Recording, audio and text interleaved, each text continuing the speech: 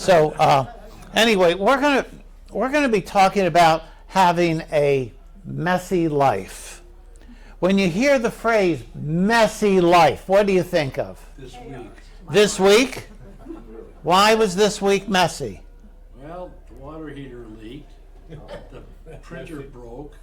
I went up to get my treatment in Orlando and they wouldn't give it to me, so I drove all the way up there and back for nothing. Elaine had surgery on Wednesday. My to-do list, instead of that long, is about that long. It's been a week. Okay. A messy. Anybody else have a messy week? We've had a messy 2 weeks because we wanted to paint. Actually, Mary, this is me. Okay, this is all my fault. Okay, this has nothing to do with Marianne. Marianne just looked at the baseboard. You know what the baseboard is? The wood that goes along the floor. It says that needs to be freshened up. So I think I should paint. She said about herself that she was going to paint it. And I said, oh, honey, let me take care of that for you. I'll hire somebody to do that. And so that's how the project started. And they came, don't laugh at me. And so they came in and I said, yeah. Oh, and we got to do the doors. Oh, and by the way, I really don't like these doors. Do you mind if we switch them out and get different doors? Oh, and the folding doors to my closet, yeah, let's change those too. Oh, you got to paint those? Yeah. Well, the ceiling, it's got popcorn in it. Maybe no, we changed our mind. We're going to leave it up. So we just painted that. And, oh, the walls, yeah, paint that. Oh, and you know what? The grout in the shower, it's got a hole in it. Can you fix that? Oh, well, maybe you just re-grout the whole thing.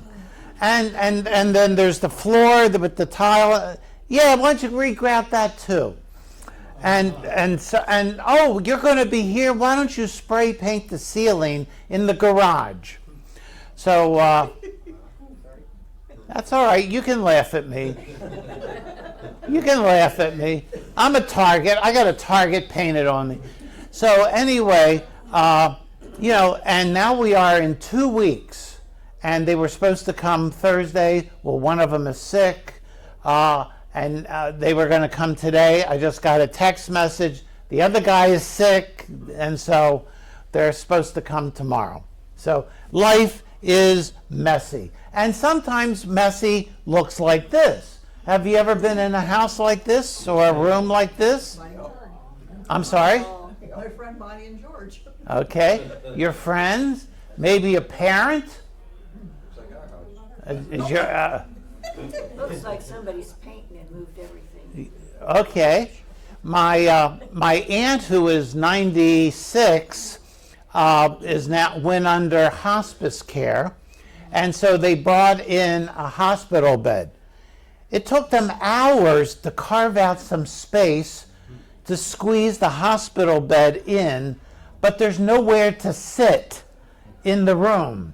You can stand around like by the door. So, my life is not messy like this. I'm pretty clean. I put things away. But my life is messy like this. My brain is a disaster. Okay, thoughts running. Somebody once described my brain as a train wreck. Okay, you know what happens with a train wreck? First car hits and then the second one goes, the third and the fourth. It just goes and goes. And where does all that stuff go?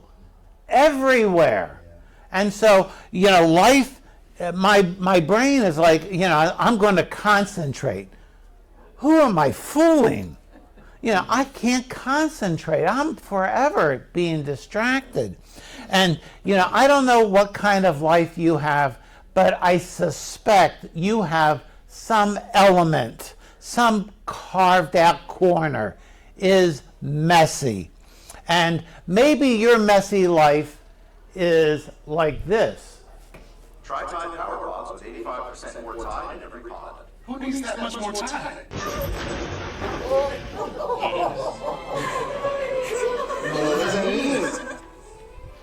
means you're gonna need more time. See? More time. They're gonna need more time. Who's gonna need more time? You are, yes you are. Going outside? More light. More time. More science. More adorable. More viral. You're all gonna need time. You're gonna need more time. It's a mess out there. And I think what he says is, it's a mess out there. It really is. And you think, well, my life is somewhat messy or more messy or less messy than other people. But God really doesn't understand that. Because, God is perfect. So how can he understand me and my messy life? Well, I'm here to tell you, and for us to look, is that Jesus walked where it was messy. And I'm going to tell you something that if the door is open, okay, so if you want to walk out, I'm not going to stop you, I'm not going to trip you. But I'm going to ask you to hold on to your questions, because I'm going to tell you something that I think is true, but we don't think it. That Jesus' life was messy. Jesus lived a messy life. Now you say, Chet, how can you say that? Well, part of it is because when he came, we're told he came as what? He came as our great high priest, right? And you think, oh, well, you see, Chet, great high priest. Priests are what? Perfect. They can't have any sin. We have a great high priest who has ascended into heaven. You see, Chet? It's perfect. He doesn't understand. And so he says, so we hold firmly to the faith we profess. We hold on to it. Why? Goes on to say, for we don't have a high priest who is unable to do what? Empathize. What does it mean to empathize? To understand, to feel with, to be in the same circle with you. Compassion. That Jesus gets it. There's this, I don't know if there's this thing, this commercial that was on the Super Bowl about he gets us. He does. Our great high priest, he felt it. And he felt it because he has been tempted, how? Every way, every which way. It doesn't matter what problem, what mess you step into, or sometimes messes get thrown on you. It doesn't happen, well, it does happen here, but not like up north, where when it snows and there's that slush, it doesn't go down through the drain, and the cars go by, right? Right? Sometimes life, the mess of life gets thrown on you. Then you need tide. And then you need tide. There you go. There you need tide. You see, and yet he didn't sin. And some people say, you see, I told you Jesus didn't sin, so he really didn't feel it. No, he felt it more because he was perfect. Think about this. Have you ever cut your finger? Have you ever poked your finger in your eye?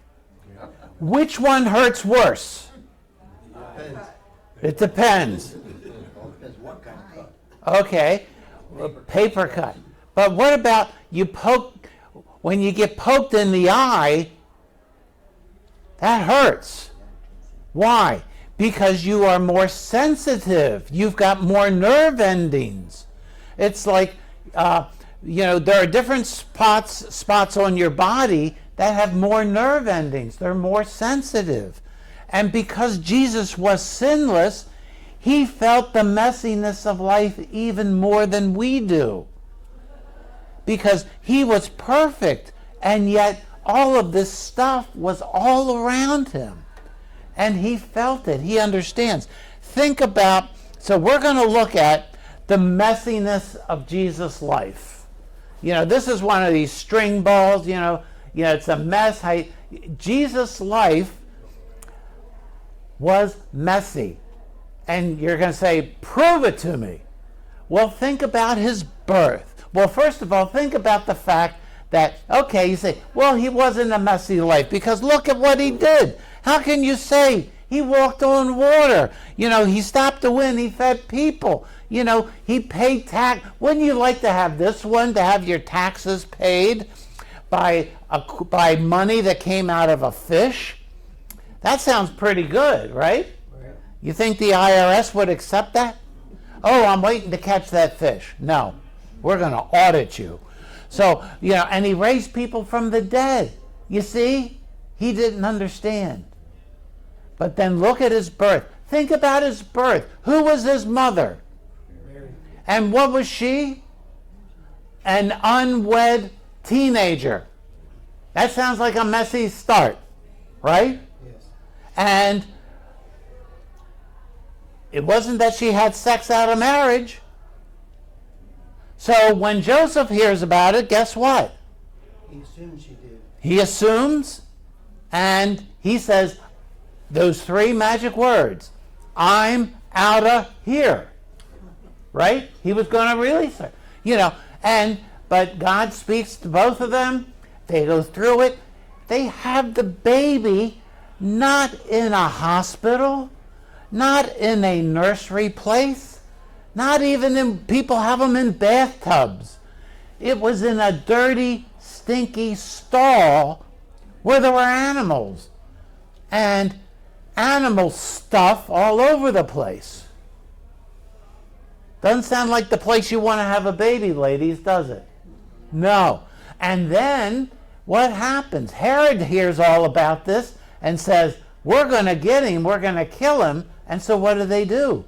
They run in the middle of the night to a foreign place. Don't know the culture, don't know the language. That sounds like a messy start of life. Yes. I mean, for us, for our first daughter, Miriam was going to have a planned cesarean. And so we, it was all planned, and she went in the hospital the night before, and I was at home painting and stuff. And I get a call from my mother-in-law.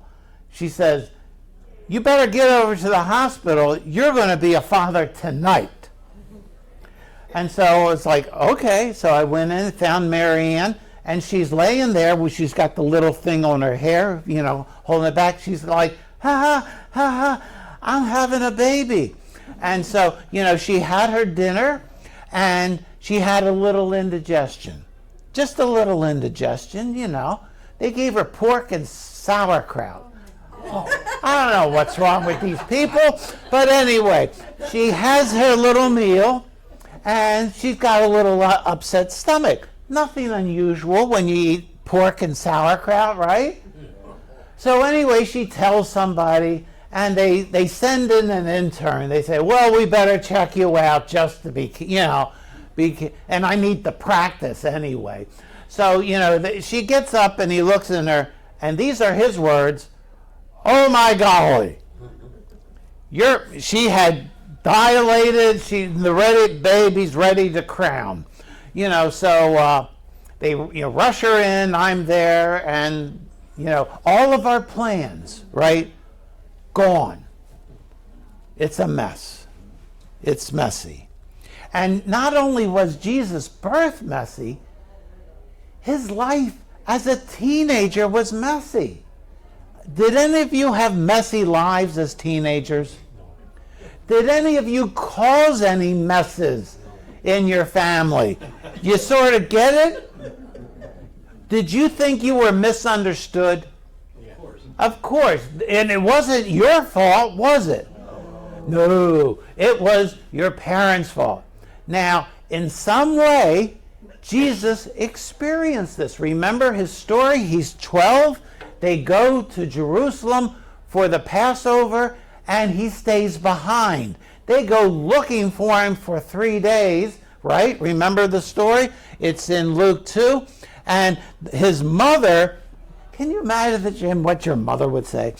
I can imagine what my mother would say. She'd say, Chester Wallace Jr. That's the way she'd start.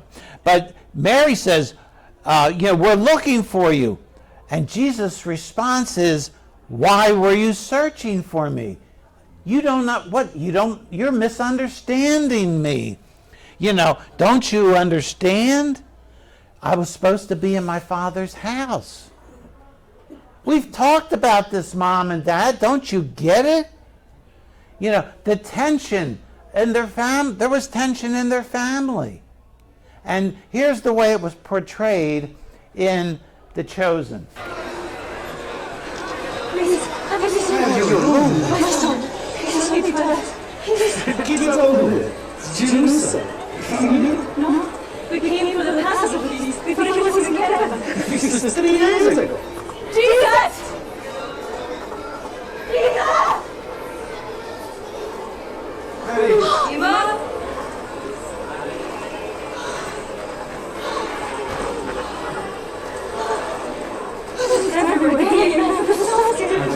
He's okay. Why is everyone so upset? Mary, he wasn't You were supposed to be hiding in the cabin with Uncle Elijah. I was supposed to be with my father. They won't let you. I was.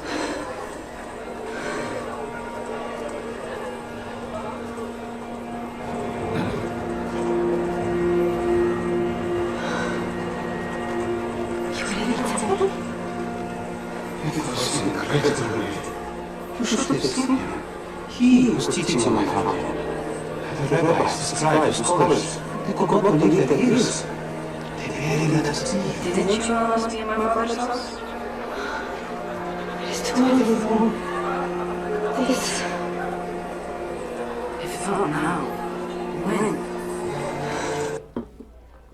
I love that line. If not now, when?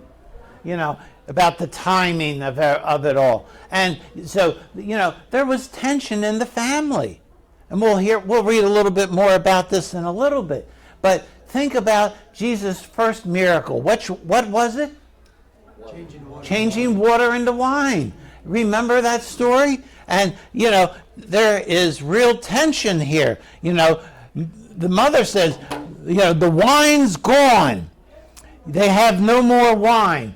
And what's Jesus? So Mary I sort of get them, if it was my mother, she'd have her wooden spoon, like this. They have no more wine. And what's Jesus say? Woman. He says, woman. It's not like mom. He doesn't say mom. That's right. He doesn't say mom. He says woman. And you say, oh, well, that's just a translation. No, it's a very short, curt word. He's saying, look, lady, it's not my time. And then she responds, she turns around, she just doesn't, she's not gentle Mary, meek and mild. She's a strong woman. So she turns around and says to these guys, okay, whatever he says, do it. And I love that because those are the last recorded words of Mary in the Bible. If you have any friends who think Mary is a really big deal, say, I agree. That'll probably shock them. I agree. And I'm following the last recorded words of Mary in the Bible. Do whatever Jesus says. That's my life. And so she paints him in a corner, doesn't he? Doesn't she? Okay, do whatever he says. She didn't ask permission.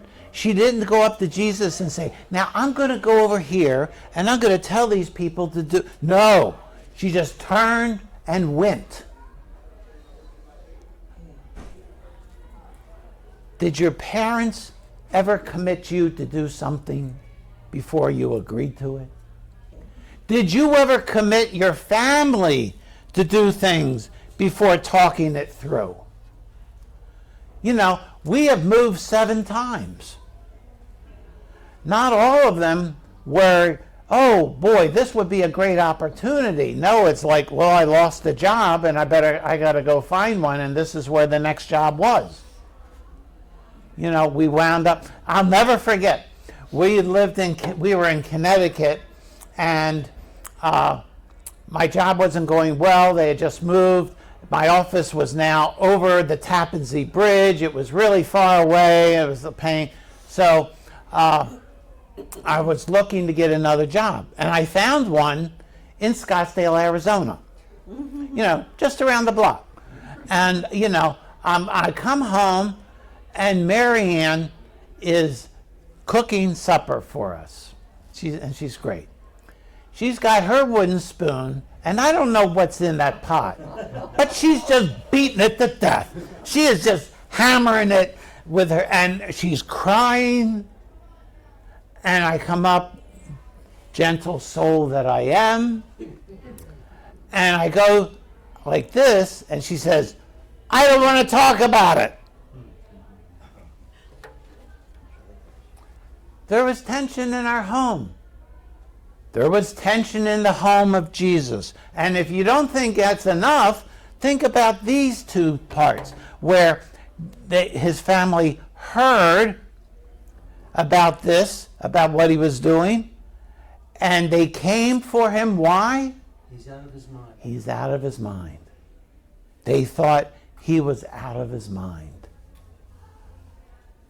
You ever have a relative think you were out of your mind? Yes. Did you ever think some relative was out of their mind? Yes. Yeah, been there, yeah, but I got that one.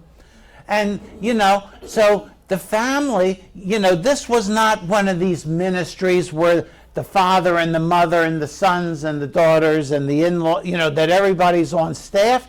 No. They didn't agree. They couldn't figure it out. And then later on in John it says, his brothers did not believe in him. Yes? I'm sorry, but I got a question. So, Mary knows that she gave birth to Christ. Right. I mean, the angels told her, you know, she knows she didn't have sex. Joseph knows. Then how come he's the son of God. How could they think he's out of his mind? They've had to know all along. Did they just forget? Have we ever forgotten?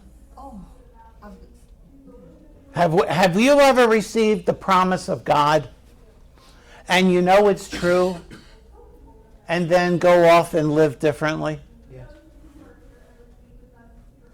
I think this is, again, another one of those instances that shows these are real people. These are not mannequins. These aren't, you know, robots.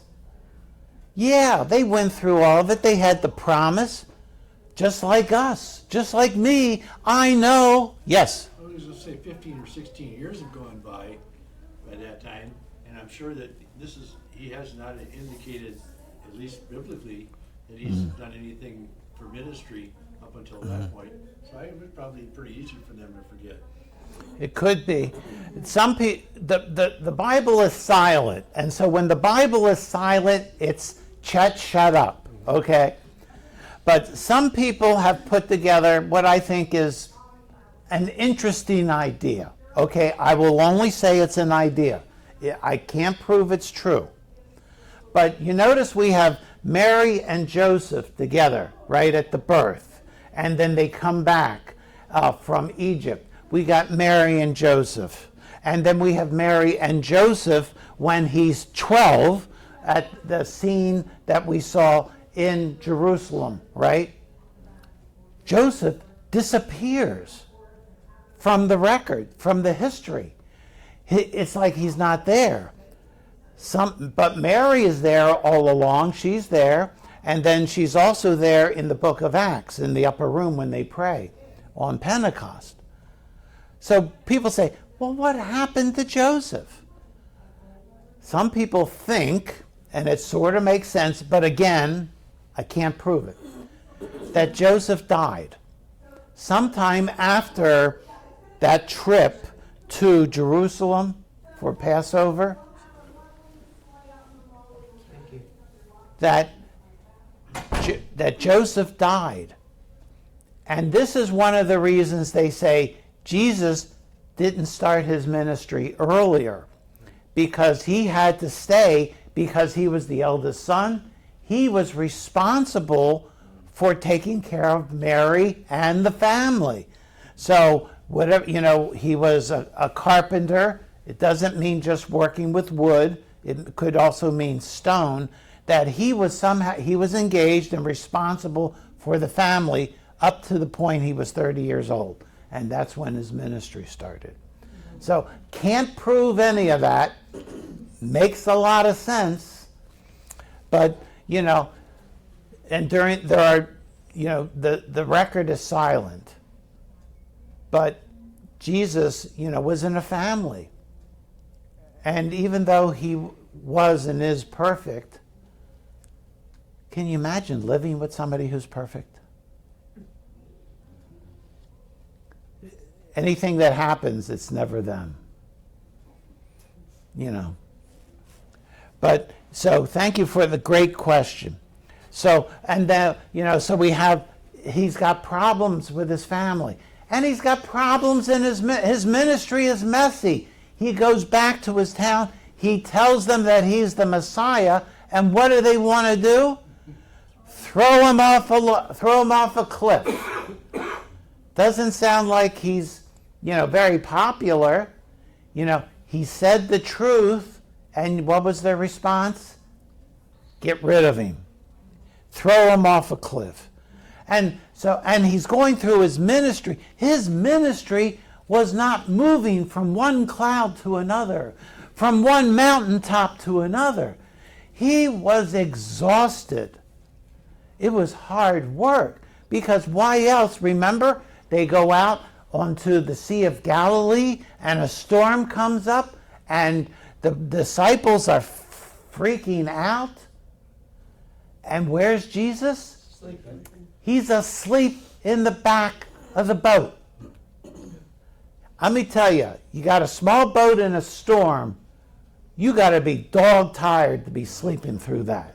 He wasn't pretending to be asleep to test their faith. He was gone, physically exhausted, emotionally gone. This is a messy life. And people didn't believe him. He kept doing what? One miracle after another, after another, after another. Did people believe on him? No. And Jesus gets frustrated. You ever get frustrated? Don't raise your hand. But, you ever get frustrated? Does Jesus understand frustration? You betcha. Because he says, you unbelieving and perverse generation. Here's the frustration. How long shall I stay with you? Have you ever said these words? How long will I put up with you? Or maybe somebody said that to you. How long am I going to put up with you? My mom and dad, had that memorized. Because if I had been a kid today, I would have been, in the school psychiatrist's office every other day. I would have been drugged to death. I would have been a zombie because I was hyperactive like you wouldn't believe. This is mild, right? And so, but back then, I was, like that. And they were frustrated. They would get frustrated. I remember my mom just looked and said, how long am I going to have to put up with you? Now, you never said that. You never said that. And Jesus also, the pain of losing Lazarus. And what does he do? He weeps. He weeps. And when it says when he calls to Lazarus, what did he say? He said, Lazarus, come out.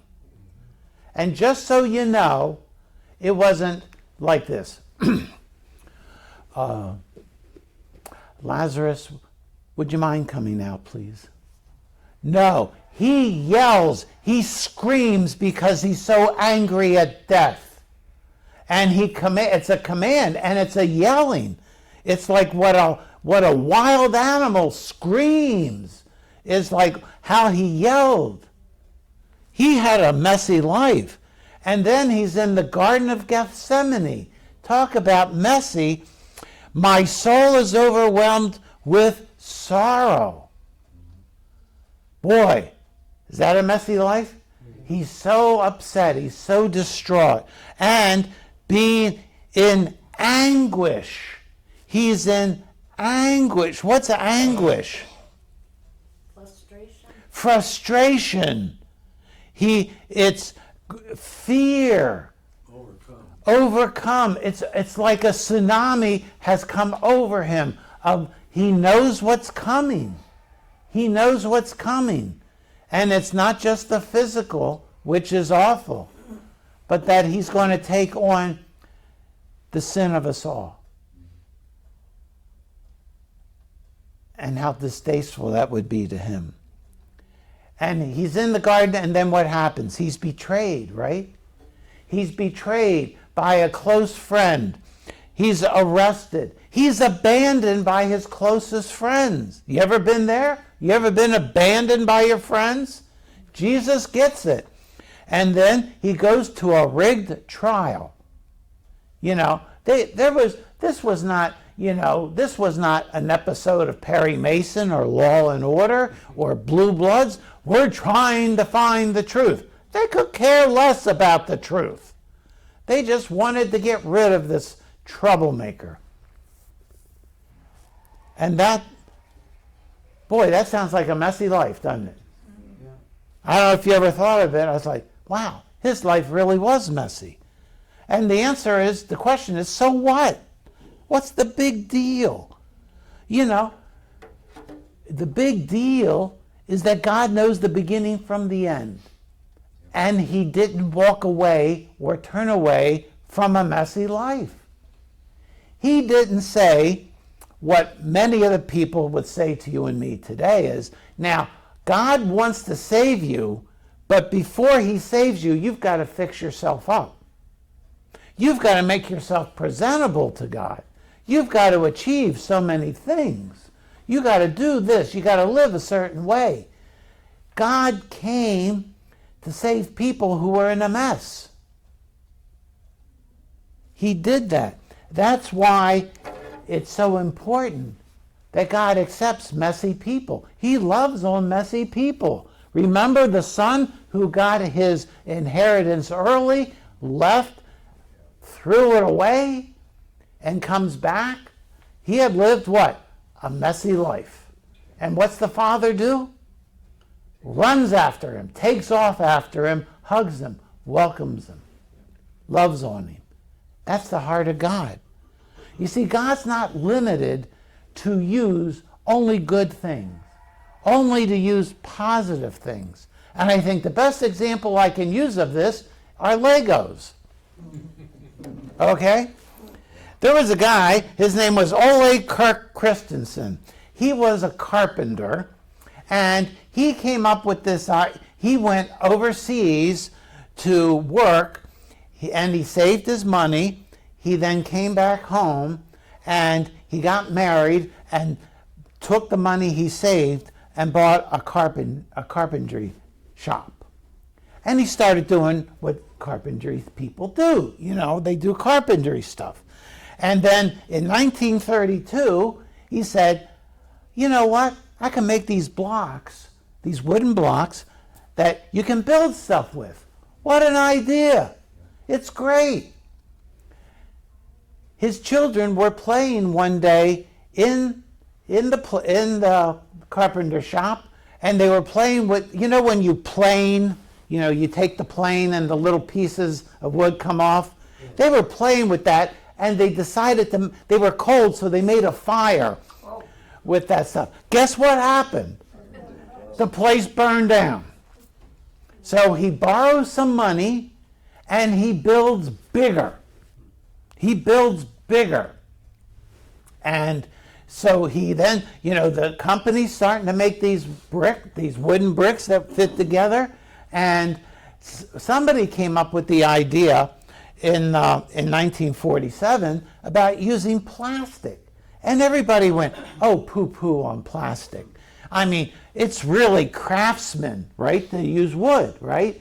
I mean, plastic, you inject it, it's you know, there's no skill or anything, you know. But they started to sell this stuff.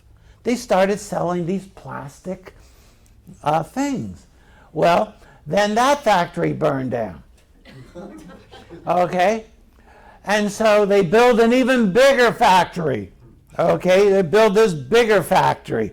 and things are going along well. They're selling the wooden blocks and they're selling the plastic blocks until the third factory burns down. And when that third factory burned down, they lost 100% of all the wooden blocks that they were going to be selling. And it was a family-owned business. What do? They did out of the ashes of this, they decided 3 fires is enough. Okay? We're going to go to plastic. Now, not everybody liked it. Some of the family members said, "You guys are stupid, and we're going to go off and we'll do wood." And they said, fine. They started to do plastic only. And that was how that's how it all started. It wasn't one success after another. It was one fire after another, after another. And there was even family arguments about it. And now, they're a $9 billion company. $9 billion in sales. With no end in sight. And they bought Cypress Gardens and made it into Legoland, so they gotta be good, right?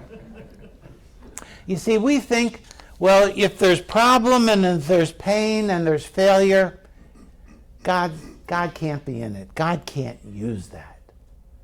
But he does. He was willing to use that in my life, because my life is messy. And I assume your life has a little bit of mess somewhere in it, here and there. But, our lives are messy, but some of that mess comes, we talked about different kinds of messes, right? Some of it is thrown on us, and some of that mess we throw on ourselves. It's like these people in a beach in Florida. They're swimming. And as they're swimming with the sharks. And not everybody's coming in. It's one thing to be out there and see a shark and say, "I'm out of here," right? It's another thing to say, "Oh, well, that's okay." We were over in Vero Beach and we're just, hanging out. And I'm under an umbrella with SPF 5000 smeared all over me. And Mary Ann's looking for shells. And all of a sudden, the lifeguard blows the whistle, calls everybody in. They didn't see sharks, but they saw all of these minnows. And what's wrong with minnows? Food! Lunchtime! Yum, exactly. So they pulled everybody out. Why? Because that's the smart thing to do. That's the wise thing to do. And yet sometimes we stay. Oh, would you please? You're so kind. Thank you. We walk into it. I walk into it. And yet, even when we go through the deep waters of life, God says, when you go through the deep waters and not just the deep waters, but trouble. What does God say? I will be with you. It doesn't say, I'll send you a text. He doesn't say, I'll send you a postcard. He doesn't say, I'll send you somebody else. What does he say? He himself will be with us. I will be with you. When you go through rivers of difficulty, you will not drown. When you walk through the fire of oppression, you will not be burned up. The flames will not consume you. That's the promise of God. Doesn't mean we don't have to go through them. It just means we're going to have to go through them. He's going to go through it with us together. And doesn't mean that there's not pain involved, but there is an assurance that we will be with him for all eternity. And that even if there is minor inconvenience and pain here, there's something better ahead. Better days are ahead. It's like the old hymn. When through deep waters I call thee to go, the rivers of sorrow shall not overflow. For I will be near thee, thy troubles to bless, and sanctify to thee thy deepest distress. When through fiery trials thy pathway shall lie, my grace all sufficient will be thy supply. The flame shall not hurt thee, I only design thy dross to consume, thy gold to refine. Some of us, and I'm raising my hand, I'm in this category.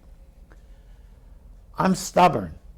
I need really hot flames, okay, to get rid of my dross, okay? I really do. But God still is with me. He's still with you. And God loves to use people who have messy lives. He loves it. It's like this messy life, okay? This is just a picture of a messy kid, but I want to tell you a story about Cornelia. She had a really messy life. I mean, I just can't imagine. She grew up in a family, she was part of the family business, and, life is good. She's engaged to be married. At the last minute, the guy says, I've got a gig on The Bachelor show. And so he calls it off and immediately goes and marries somebody else. Can you imagine the heartbreak? She could have said, just pulled the covers over her head and said, I'm done. But she didn't. She was devastated, but she didn't let that stop her. That was a disappointment. Nobody else came forward to show interest. She was a single woman the rest of her life. But God used her. She started helping disabled children with mental capacity problems, and then people who were in trouble, who needed a place to stay. She helped them. Through a series of events, she loses her family. Her mother dies early, her father died in quick succession. Her father dies, her brother dies, and her sister dies. And now she's all alone in the world. She could have just curled up in a ball.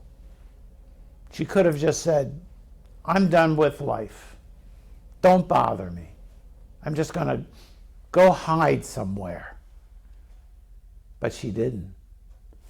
She took a prison. She worked with the government and took a prison and converted that prison into a place for homeless people, where homeless people could come and find shelter. She then started telling her story to anybody who would listen. By the end of her life, she had spoken in 64 countries. She didn't write her first book until she was 62. And before her death on her 91st birthday, she wrote 18 more. We know her as Corrie ten Boom. We know her. She refused to listen to the messed up message of the enemy. All this bad stuff has fallen on me. I'm not worthy. I can't be used. She said, no, I'm not going to believe the lie. God is so deep. He is deeper still than any problem, any cave, any hole that she would fall into. And she talks about her time in the prison camps, in the concentration camps, and said, God put me through that. It wasn't that, oh, those stinking Germans. No, she said, Jesus put me there. Can you imagine going through that and saying, that was the hand of God? Christ died for her, and she knew it. And she wanted to use that. She trusted God through all of that mess in her life. That's why Hebrews says, let us approach the throne of grace with just a little bit of confidence. Fullest fullest confidence that we can receive mercy for our failures. Anybody need their cup filled when it gets empty with failures? God says, I'm going to fill it with mercy and grace to help in the hour of need. Fullest confidence. It's time to live with fullest confidence. That doesn't mean life is perfect. That doesn't mean there's not going to be problems. Your life's going to be messy. Okay, we live in a broken world, so if you don't think it's going to be messy, I got some swampland I want to sell you. Okay? It ain't happening. So the question is, grace for the help in our hour of need. God's kindness. He will be there. We got to just say, here I am. There's an old hymn that says, no condemnation now I dread. Jesus and all in him is mine. Alive in him, my living head, and robed in righteousness divine. Bold I approach the eternal throne and claim the crown through Christ my own. That boldness isn't because, we're special. That boldness is because you are a child of the Most High God. You are in Christ, you are his son or you're his daughter. You might say, I am unworthy. You're right. But that doesn't change the fact. We're unworthy. But that doesn't change the fact that he's our Father. George was talking about fear of the Lord. One great definition I heard of fear of the Lord is to say, if God is as smart as he says he is, if he's as powerful as he says he is, if he's all-knowing as he says he is, and he knows the end from the beginning, then what's stopping me from going along for the ride with him? Giving up my own desires to say, I want to do it this way. But God says, I got a better way. Didn't say it was going to be easy. Didn't say it wasn't going to be messy. I think about Rick Warren, who I deeply love and respect and admire. Had a 25-year-old son commit suicide. Had all sorts of problems. And yet, he stayed faithful. He's no different than you and me. Will we be faithful? Will we have that full confidence? Let's have that full confidence. And let us encourage one another to have full confidence. I have a friend in a small group who's on Thursday going to be going in for some surgery. Let's just say it's delicate surgery. And yet, how does he approach it? Does he approach it with fear? What am I going to do if it doesn't work? What am I going to do if they do something wrong? Or is he going to say, I'm walking into this with full confidence. Yeah, I think the surgeon is good, but my confidence is in God Most High. I'm going to let him take care of it because Jesus died so that we could have that.